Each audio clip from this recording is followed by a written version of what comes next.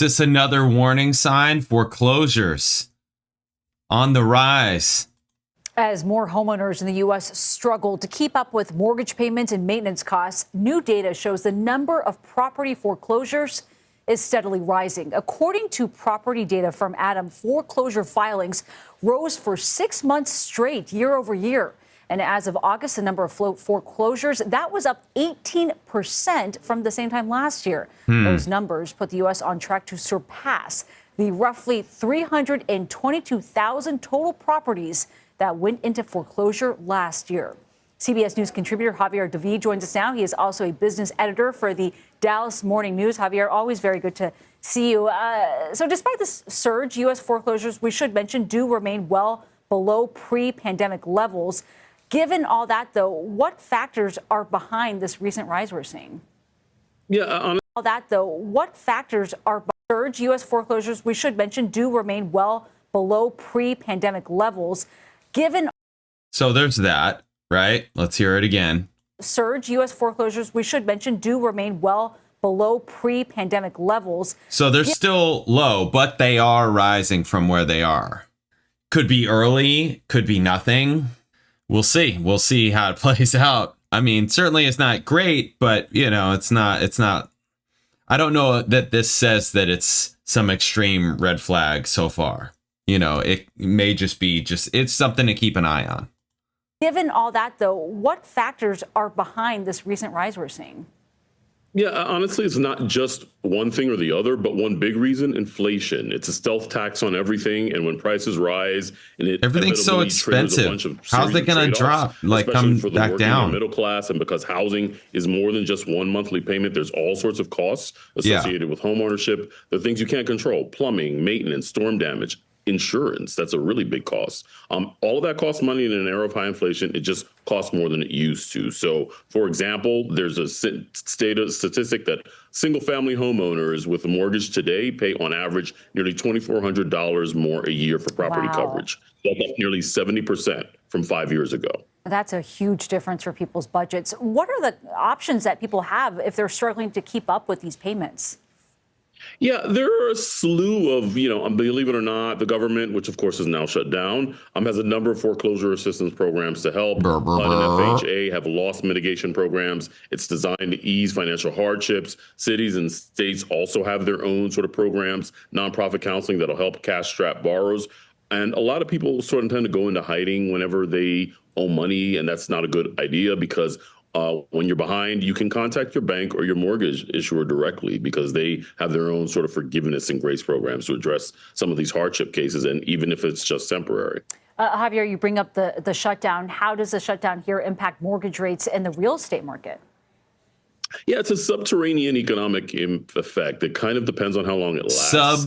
Subterranean? What the heck? Uncertainty in markets, and that helps drive rates higher, which of course is bad, or lower, which would be good to help kind of stimulate demand for mortgages. Right now, thus far, we haven't seen much of an impact on rates, but the longer the impasse drags on, the more the uncertainty rises, and that's just not good for rate stability. Okay, whatever.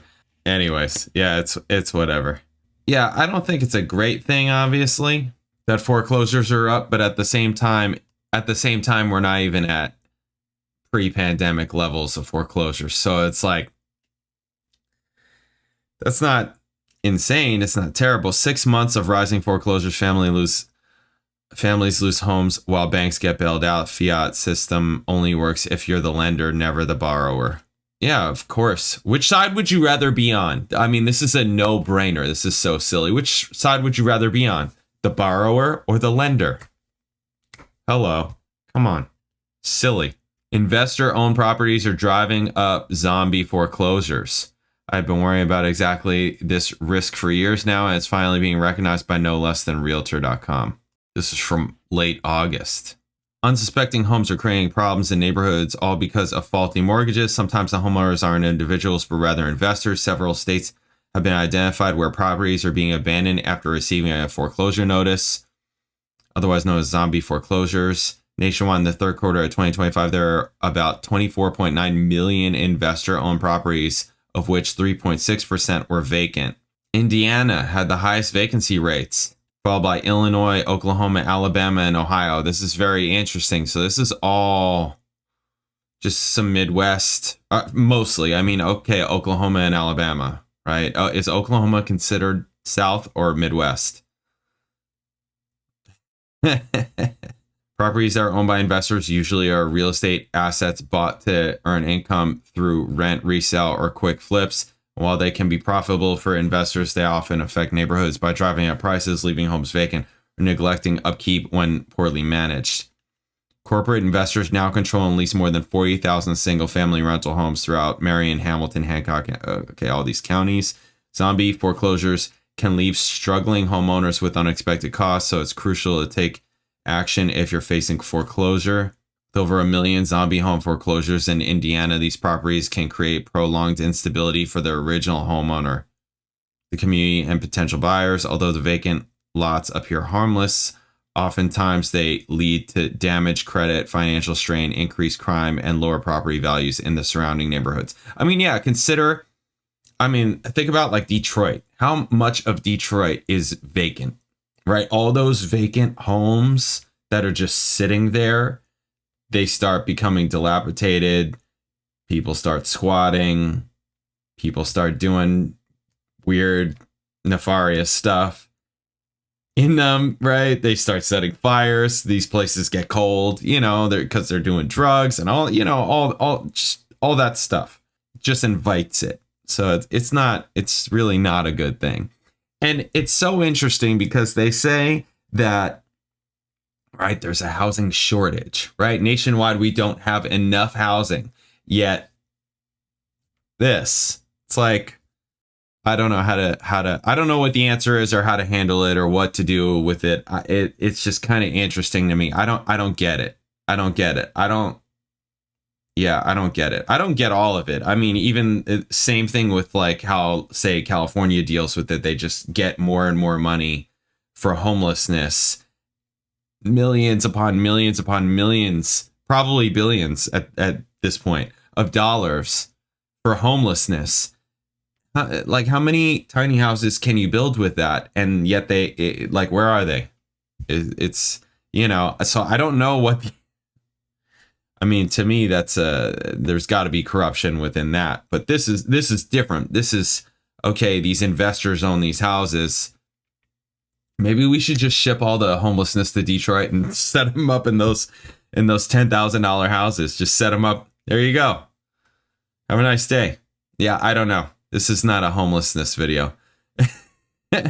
Somehow it became one. Vacant and zombie homes can hurt the value of surrounding properties and start a negative spiral in the local housing market. Right. While we've seen the rate of zombie homes tick up a tiny bit this quarter, the overall rate of vacant homes in the foreclosure process has remained remarkably steady. Indiana is currently seeing a July median list price of $910 with more than 15,500 active listings. While it's not identified as to whether a foreclosed property is individually owned or investor owned, foreclosure listings in the state range from $1 properties to almost $600,000 homes with 3-bed, 2-bed, 2-car garage. States with the lowest vacancy rates in investor-owned properties: New Hampshire, Vermont, Idaho, Utah, North Dakota. Yeah. Okay. Interesting. This feels safer to me if you were to invest, but that's not to say that there isn't opportunity in these states. Also, there probably is. It's just you got to be more careful and kind of know what you're doing, and maybe also be boots on the ground as opposed to an out-of-state investor. Indiana specifically, and I'd say also Ohio, are really big. Although I know somebody that invests in Alabama and is an out-of-state person, right? Out-of-state investor. So it's like, I don't know. You got to be careful with that. That's tough. Overall, I think it sounds like this foreclosure thing is just something to keep an eye on, as opposed to it's such a big problem thus far. Panic as desert state becomes ground zero for families losing homes as experts fear crisis could engulf the U.S. Rise in foreclosure is definitely not a good sign because of inflation, easy money policies. Real estate is vastly overpriced and overfinanced. Many predict Is it overfinanced? Because this is not the same as 2008. It's not. That was overfinanced. Overfinanced and underpaid people. Underpaid people. A lot of underpaid people that owned houses that they couldn't afford, right? Everyone could get a house back then. Now it's different. People now have more equity than ever. There are more people with more equity than ever. So it's not the same issues. It's different than in 2008. Many predict a crash in residential and commercial real estate. Commercial real estate has had a problem for years now at this point. This will trigger a massive financial crisis, one that will be worse than 2008. Okay, I mean, we'll see, whatever. And this is saying foreclosures, Nevada. Nevada was worst affected last month with a foreclosure filing for 1 in every 2,000 housing units. At a market level, a sustained rise in foreclosures can signal deeper economic trouble as homeowners' ability to repay loans is closely tied to factors like employment, wages, and interest rates. I mean, I don't see these numbers being as insane. I don't. I don't see these numbers being insane. Major metro areas with population greater than 1 million with the worst foreclosure rates in August 2025, Cleveland, Vegas, Jacksonville, Houston, Orlando. So this is giving a different picture than this is giving.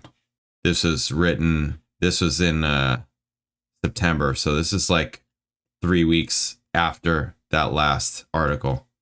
In Florida, a rising number of foreclosures is just one of the many battles homeowners are fighting. Yeah.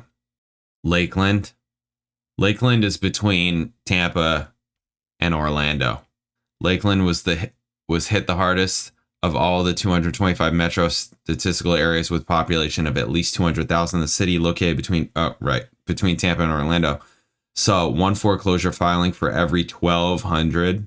For homeowners, foreclosures are bad not only because they lose their home, but because their credit score might be damaged and they may find it more challenging to rent or qualify for another mortgage. Closures can also be bad for communities because foreclosed homes are usually sold below market price, lowering the value of surrounding properties as well. Yeah, widespread foreclosures can also drag down neighborhood property values, increase vacancy rates, and place additional strain on local services and infrastructure. Investors might see foreclosures as an opportunity to buy cheaper properties. During periods of elevated foreclosure activity, big institutional investors often step in to purchase distressed properties. These buyers tend to view foreclosures as opportunities to acquire homes at a discount. Of course, it's not just institutional people that are buying houses. It's mom and pop also. So, it's anybody that can get. Obviously, if you have more money, it's easier to just grab it, just pick it up. But this is from 40 minutes ago. Jacksonville's housing market is showing signs of strain with foreclosure filings on the rise. Oh, look at this. Yeah, see, this shows a very different picture.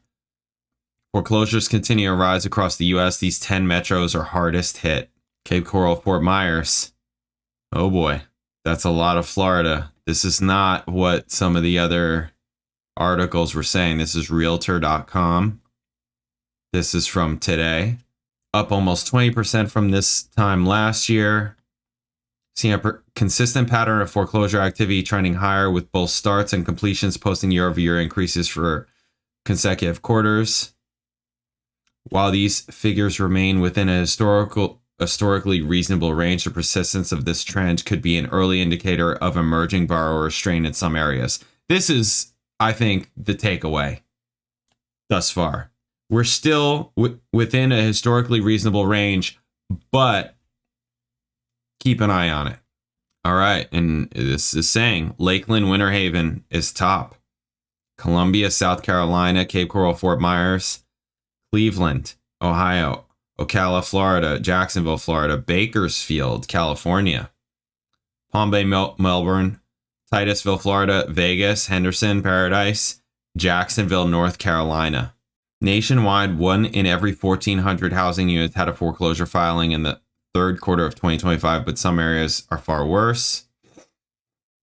Wow, Lakeland, 1 in every 470. What is going on with these numbers? Like this difference. This is saying Lakeland, 1 in every 1,200. And this is saying Lakeland 1 in every 470. Now, granted, this was written September 19th, and this is written today, the day I'm filming this. So, but, oh boy. I mean, that's cut in half right there, easily. More, right? While it remains the #1 retirement state in the country, its older population means many are living on fixed incomes as HOA and insurance costs climbed in the wake of the Surfside condo collapse and increased climate disasters. Huge percentage of Florida's residents are retired on fixed incomes, and such HOA increases are completely unaffordable. This has led to a fire sale of condos as elderly residents look for places to live, all while losing their equity. Yeah, condos, I would never. I mean, even when I moved here, I was like, why would you buy a condo in Florida? If you live in Miami or Tampa or Orlando, if you like live in a downtown area or something like that, okay, fine, I get it. But for the majority of places, I don't understand why you would live in a condo over whatever. I maybe that's just where I am in life. I'm not in my condo phase or something. I don't know. Maybe it makes more sense for older people. I guess maybe that's what it is, but I don't know. I don't think it's a good idea, and these people are getting just slammed. Maybe it's a good time to buy a condo because of that, because they're just getting hit so hard. I don't know. That's tough though. Additionally, many homeowners who were protected by pandemic or forbearance or relief programs are now facing resumed payments. I mean, come on, this is years later, and Florida was not hit pandemic-wise like other states. That's why so many people moved here during that time. I mean, come on. Often people choose to walk away from a property that rather than pay off an underwater mortgage. It makes little financial sense to pay off a loan for a property that is worth less than the loan. High mortgage rates also make refinancing out of trouble harder, leaving financially strained households with few options. Additionally, slowing home price growth, climbing inventory, and longer time on the market mean fewer homeowners can sell quickly to avoid foreclosure. Florida's homestead law may protect the house from foreclosure. There are rules involved, including that the asset has to be a primary, not an investor. Yeah, not an investment. Yeah. Top foreclosure market, Lakeland, currently has 9 foreclosure listings. I mean, what are we talking about here? 9? Is that for real? I mean, this says 6. This says 6. It's a foreclosure. Does it say that it's a foreclosure somewhere? Doesn't specifically say that it's a foreclosure. Shouldn't it say it? I mean, I did choose just to look at foreclosures. But you would think it would say it's a foreclosure. Oh. Really? These are foreclosures? There's a lot more down here. 32? Oh, man. You would think you'd have to say that it's a foreclosure, no? I don't know how it works. I mean, I put in foreclosure to only look at foreclosure houses, and this is what's coming up. This is saying 32. This is Cape Coral, Fort Myers, North Fort Myers. What does this say? This says an agent went to it. This home shows very well. That's all it says. Okay, I mean, there it is. With national home prices at historical highs, foreclosures can also be good news for buyers who often come away with a 15% discount below the home's actual value. Just be certain you know what you're getting into. Most foreclosures are sold as is. The bank, now the owner, isn't going to fix any issue. Right. It's certainly not good, but oh, look at this. Look at this. Foreclosures aren't surging. We need to say a 3x spike in we would need to say a 3x spike in foreclosures just to get back to historical average. 2018 was historically low. In 2020, the government shut off the ability to foreclose. Might be a different story if that foreclosure protection is lifted. This is... yeah, so it kind of depends on how you look at it. Ultimately, yeah, okay, it's something to look at and pay attention to, but it's not an issue yet.